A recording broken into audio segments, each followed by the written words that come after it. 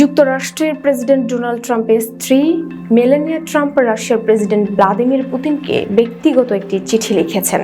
চিঠিটি পুতিনের কাছে পৌঁছে দিয়েছেন ট্রাম্প নিজেই। চিঠিতে ইউক্রেন ও রাশিয়ার শিশুদের দুর্দশার কথা তুলে ধরেছেন ট্রাম্প পত্নী। শুক্রবার হোয়াইট হাউসের দুই কর্মকর্তা এই তথ্য নিশ্চিত করেছেন। আলাস্কায় বৈঠকের সময় ট্রাম্প নিজ হাতে মেলানিয়ার চিঠিটি পুতিনকে পৌঁছে দেন। স্লোভেনিয়ায় জন্ম নেওয়া মেলানিয়া প্রেসিডেন্ট ট্রাম্পের সঙ্গে আলাস্কা সফরে যাননি। জানা গেছে, চিঠিতে ইউক্রেন ও রাশিয়ার যুদ্ধক্ষেত্রে শিশুদের দুর্দশার বিষয়টি তুলে ধরা হয়েছে, যা অত্যন্ত স্পর্শকাতর বিষয়। কর্মকর্তারা চিঠির বিস্তারিত প্রকাশ করতে রাজি হননি, তবে জানান যে ইউক্রেনীয় শিশুদের অপহরণের বিষয়টি এতে উল্লেখ আছে।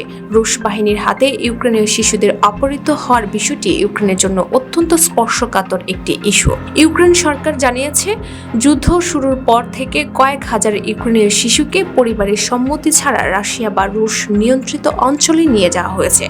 কিয়েভ এটিকে জাতিসংঘ সনদের ভাষায় গণহত্যার শামিল যুদ্ধাপরাধ হিসেবে আখ্যা দিয়েছে। অন্যদিকে মস্কো দাবি করেছে, তারা যুদ্ধক্ষেত্র থেকে ঝুঁকিপূর্ণ শিশুদের সুরক্ষার জন্য হস্তান্তর করেছে।